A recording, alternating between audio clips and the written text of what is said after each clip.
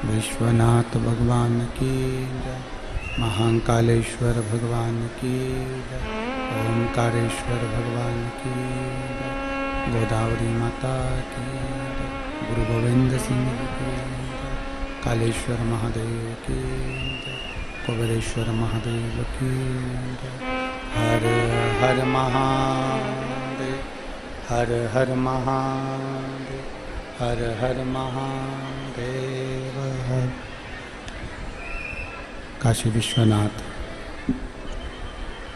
ओगरदानी, त्रिकालदर्शी, कैलाशी, अविनाशी भगवान शिव, जिनकी पुनीत पावन शिव महापुराण की कथा संपूर्ण विश्व के कल्याण हेतु बाबा देवाधिदेव महादेव की कृपा से, करुणा से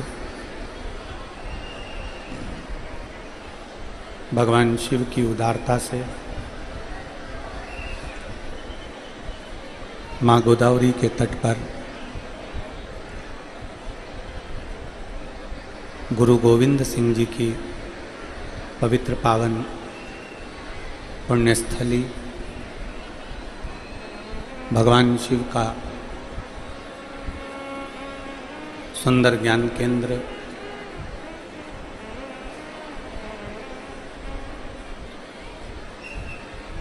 ये पवित्र पावन नांदेड़ की भूमि, जहाँ आप और हम सब मिलकर संत, साधु, ब्राह्मण जन, गुरुजन, तपस्वी, साधक, उपासकों के साथ बैठकर भगवान शिव की कुलेश्वर शिव महापुराण की कथा श्रवण कर रहे हैं। बड़े भाग्यशाली हैं सभी श्रोता भाई बहन, जो नांदेड़ की इस पवित्र भूमि पर बैठकर इस पवित्र कथा का लाभ ले रहे हैं। कथा के मुख्य यजमान डॉक्टर शिवराज नांदेड़कर जी, श्री प्रशांत पातेवार जी, एक बार यजमान परिवार के लिए जोरदार ताली बजाकर स्वागत, वंदन, अभिनंदन।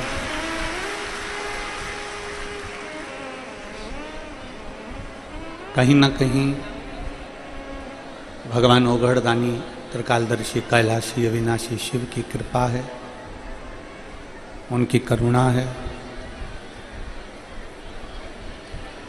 जो ये पवित्र पावन शिव महापुराण की कथा श्रावण के इस पवित्र अवसर पर मराठी सावन के इस पवित्र अवसर पर आप और हम सब श्रवण कर रहे हैं। और महाराज, कोई पुण्य पूर्व का होगा, कोई पुण्य अपने माता पिता का होगा, कोई पुण्य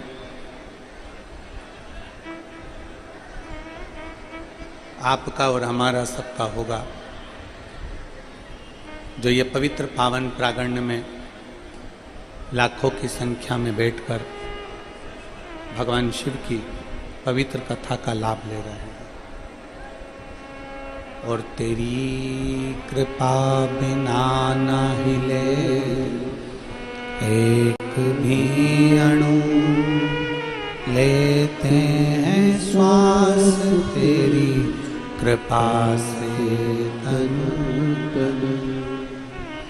बखान क्या करूं मैं राखों के ढेर का, चपटी भूत में खजाना कुबेर का। हे गंगाधार मुक्ति द्वार ओंकार तू, भोले ओंकार तू। आयो शरण तिहार शंभुतारिका।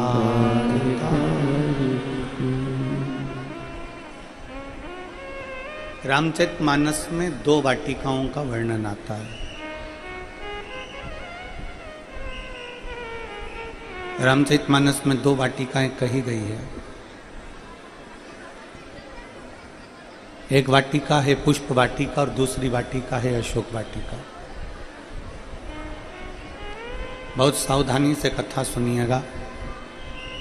आज कथा का 6ठा दिवस है। कल सुबह 8 बजे से 11 बजे तक कथा होकर विराम हो जाएगी।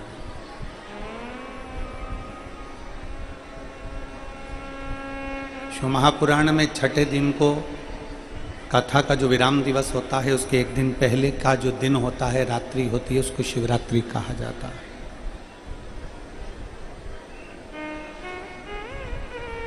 एक पुष्प वाटिका है, एक अशोक वाटिका है।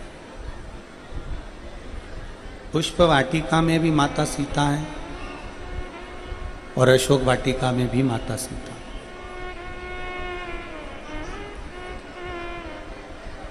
दोनों में माता सीता विराजमान। पुष्प वाटिका में भी माता सीता है और अशोक वाटिका में भी माता सीता है। दोनों जगह।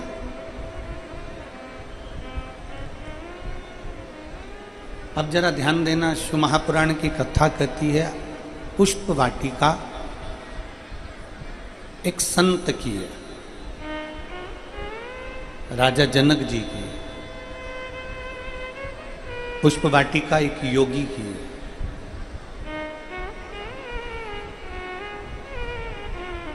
और अशोक वाटिका किसी योगी की, तपस्वी की, साधक की नहीं, रावण जैसे भोगी की है। सीता जी पुष्प वाटिका में भी हैं और सीता जी अशोक वाटिका में भी। माता जानकी जी पुष्प वाटिका में भी विराजमान है और माता जानकी अशोक वाटिका में भी विराजमान। इस चरित्र को तुलसीदास जी ने, वाल्मीकि बाबा ने बड़ा सुंदर वर्णन किया। तुलसीदास जी लिखते हैं, वाल्मीकि बाबा लिखते हैं अपने रामचरितमानस में, रामायण में, कि सीता जी योगी की वाटिका में भी विराजमान है और सीता जी भोगी की वाटिका में भी विराजमान। अर्थात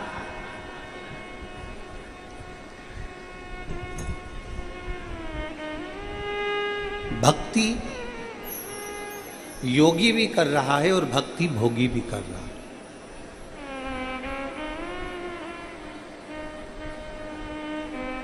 भजन योगी भी कर रहा है और भजन भोगी भी कर रहा है।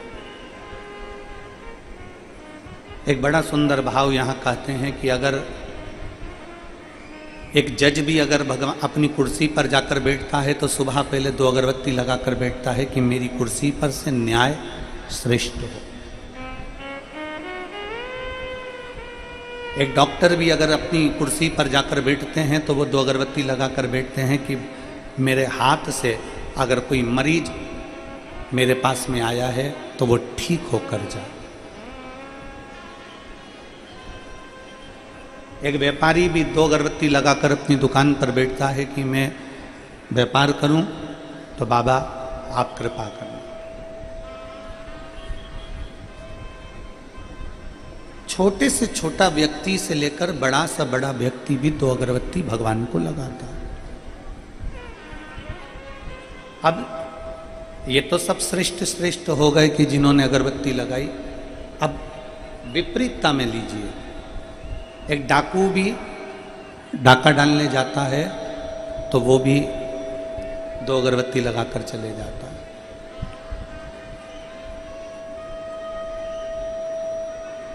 एक चोर भी अगर चोरी करने जा रहा है तो वो 2 अगरबत्ती लगाकर जा रहा है। पीछे आवाज नहीं जा रही है, पीछे लास्ट में।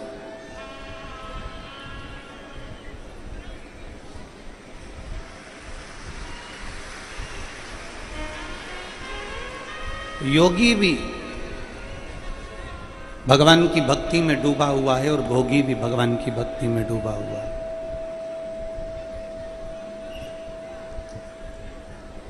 भक्त भी भगवान की भक्ति में डूबा हुआ है और जो पाप कर्म करने वाला है, बेकार कर्म करने वाला है, वो भी भगवान की भक्ति में डूबा हुआ है। दोनों। बस अंतर इतना है कि योगी भगवान की जो भक्ति करता है वो परमात्मा को प्राप्त करने के लिए करता है, और भोगी भगवान की अगर भक्ति करता है तो खुद की उन्नति के लिए करता है, खुद को कुछ प्राप्त करने के लिए करता है। दोनों में अंतर।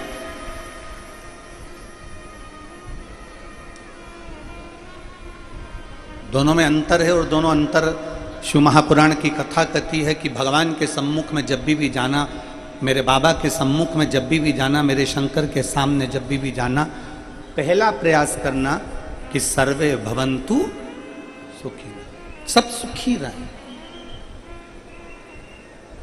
सब निरोग रहें।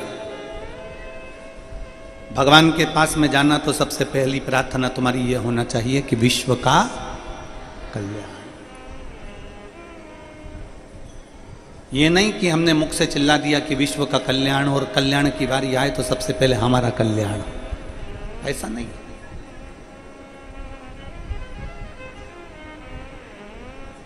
पर कई बार, कई स्थिति में सारे मंदिरों में प्रसाद का वितरण होता है, सारे मंदिरों में प्रसाद दिया जाता है, पर शंकर के मंदिर में प्रसाद के वितरण का कोई मूलता नहीं।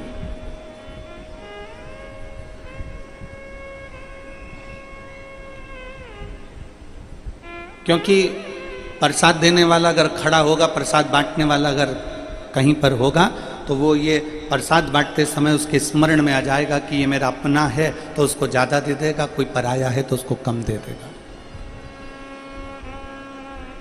और सबके यहाँ ऊंचा नीचा चल सकता है। सारे देवताओं के पास में ऊंचा नीचा चल सकता है, पर महादेव के पास में शंकर भगवान को तो दक्ष प्रजापति ने श्राप दिया था, शिव मैं तुझे श्राप देता हूं कि तू शमशान में निवास करेगा। शमशान का मतलब है जहां पर अमीर भी जाएगा तो बांबू पर जाएगा, गरीब भी जाएगा तो बांबू पर जाएगा, अमीर भी जाएगा तो बांस पर जाएगा, गरीब भी जाएगा तो बांस पर जाएगा, अमीर भी जाएगा तो घास पर जाएगा, गरीब भी जाएगा तो घास पर जाएगा, अमीर भी जाएगा तो सफ़ेद कपड़े में जाएगा, गरीब भी जाएगा तो सफ़ेद कपड़े में जाएगा। जहाँ जाकर सबकी शान सम हो जाती है उसका नाम शमशान है, जहां शिव का निवास है। वो शमशान है जहां शिव का निवास है, वो शमशान है जहां भगवान शंकर का निवास है।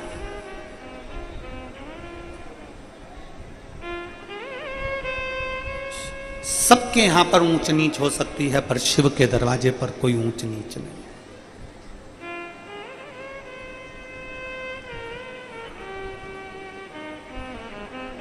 शमशान जो जाता है, मुर्दा अगर अर्थी पर पड़ा हुआ है, मुर्दा अगर घर में पड़ा हुआ है, तो आप में से कितने लोग हैं जो शमशान में मुर्दे के लिए जब कफन का कपड़ा खरीदने के लिए जाते होंगे तो कहते होंगे कि रेमांड का देना, अच्छी कंपनी का देना। कोई बोलता है कि अच्छी कंपनी का कपड़ा देना, अच्छी कंपनी का बांस देना, अच्छी कंपनी का बांबू देना, अच्छी कंपनी का ये देना।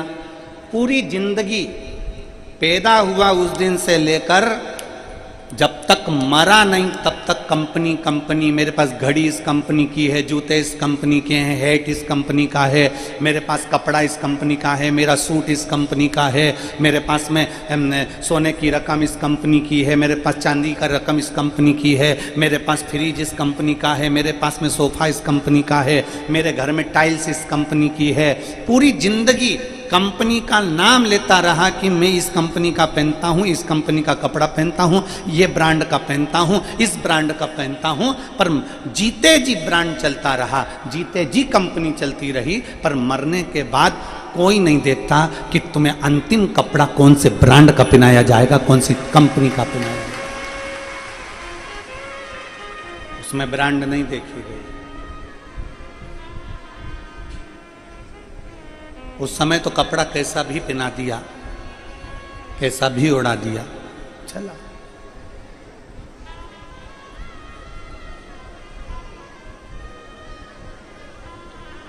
किसी भी कंपनी का मरने पर कफन में जेब नहीं होती, पर जिंदा हो तब तक तुम्हारी शर्ट में, तुम्हारी टी शर्ट में जेब होती है। बोलो होती कि नहीं होती? कहां होती है? लेफ्ट में, राइट में नहीं। दर्जी कितना चतुर है कि टी शर्ट में अगर जेब लगाएगा तो लेफ्ट में लगाएगा, शर्ट में जेब लगाएगा तो लेफ्ट में लगाएगा, सफारी में जेब लगाएगा तो लेफ्ट में लगाएगा, कोट में अगर जेब लगाएगा तो लेफ्ट में लगाएगा।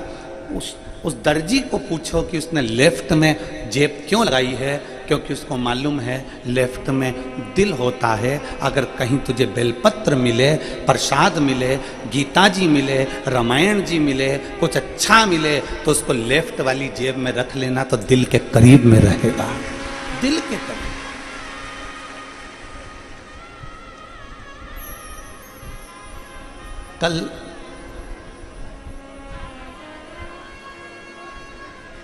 कल जब हम नीचे मिल रहे थे, हमारा 2 दिन मिलने का रहता है, 5 बार छठा दिन हम मिले। तो कल हम मिल रहे थे, तो उसमें मिलने में चौथा 5वां दिन जो हमारा मिलने का क्रम रहता है, तो उसमें हमने मिलते हुए एक माँ ने बहुत अच्छा प्रश्न किया, गुरुजी आपकी कथा में सबसे ज्यादा संख्या महिलाओं की होती है।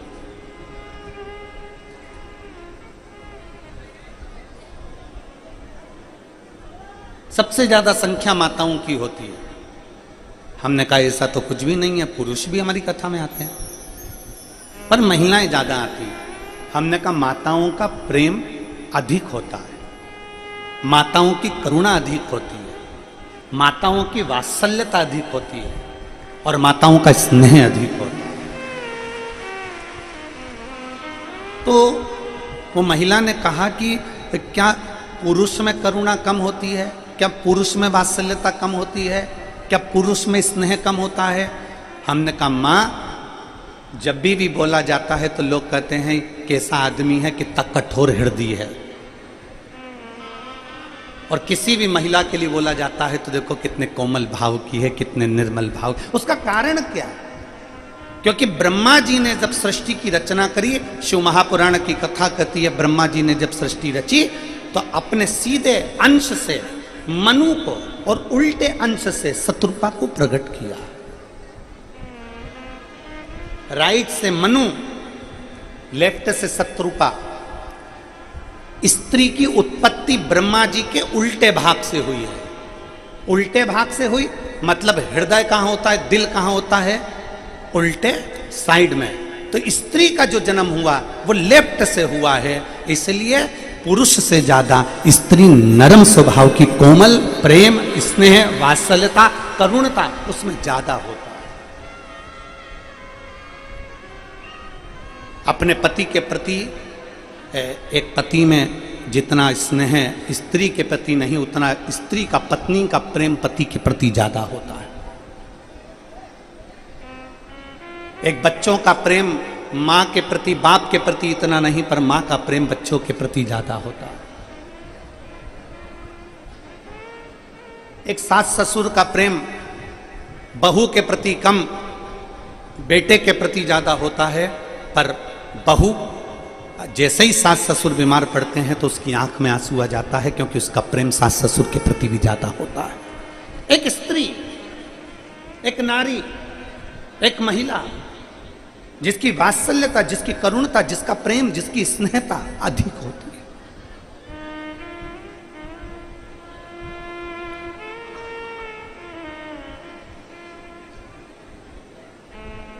कितना भारत की भूमि पर जितने भी व्रत हैं, जितने भी तप हैं, जितने भी साधना है,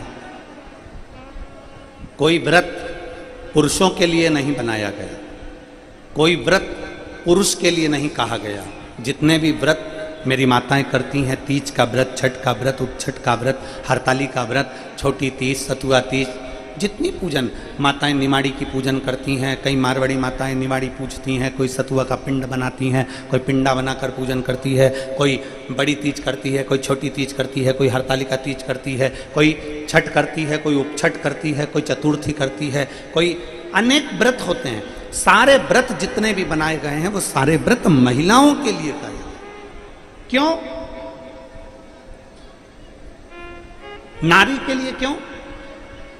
उसका वर्णन केवल इतना है कि नारी, स्त्री अपने लिए कभी व्रत नहीं करती। स्त्री अगर तीज का व्रत कर रही है तो पति के लिए कर रही है कि इनकी उम्र अच्छी हो, करवा चौथ का व्रत कर रही है तो पति की उम्र अच्छी हो, संतान सप्तमी का व्रत कर रही है तो मेरे बच्चे अच्छे रहें, 16 सोमवार कर रही है तो मेरा परिवार अच्छा रहे, संकट सोमवार कर रही है तो मेरा परिवार अच्छा रहे, पशुपति व्रत कर रही है तो मेरा परिवार अच्छा रहे। जितने भी व्रत माताएं करती हैं वो खुद के लिए नहीं करती। भारत की माँ, भारत की स्त्री, भारत की नारी जो भी करती है वो अपने पूरे परिवार के लिए करती है कि सर्वे भवन्तु सुखिनः।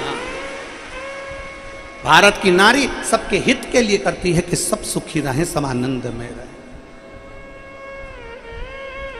अब शिव महापुराण की कथा में एक अच्छा प्रसंग आता है, बड़ा सुंदर, कि पार्वती जी, माता पार्वती जी जो तप करी हैं, माता पार्वती जी ने जो साधना करी, माता पार्वती जी ने जो तप किया, माता पार्वती जी ने जो उपास किया, माता पार्वती जी ने जो बाल्यावस्था से लेकर अन्य अवस्था तक भगवान की भक्ति करी, वो किसके लिए करी? तो शिव महापुराण की कथा कहती है, घर में जो बुजुर्ग माँ होती है, घर में जो बूढ़ी माँ होती है, वो देखती है कि मेरी एक बहू को संतान है, दूसरी बहू को संतान नहीं है। वो देखती है मेरा एक बेटा सुखी है, दूसरा बेटा सुखी नहीं है। वो देखती है मेरे एक बेटे में बड़ा ज्ञान है पर दूसरे में ज्ञानता नहीं है। तो घर की जो बुजुर्ग होती है, घर की जो बूढ़ी माँ होती है, वो ये जितना तप करती है, जितनी साधना करती है, जितनी पूजन करती है, जितनी आराधना करती है, घर की बूढ़ी माँ अपने पूरे बच्चों के लिए करती है कि मेरे घर के सभी बच्चे बराबर के रहें, श्रेष्ठतम। मेरी माता पार्वती जी जितने व्रत कर रही हैं, जितना मेरे माता पार्वती जी तप साधना कर रही हैं, जितना मेरी माता पार्वती जी व्रत साधना उपास कर रही हैं, वो सब संपूर्ण विश्व के कल्याण के लिए, संपूर्ण विश्व। और मैंने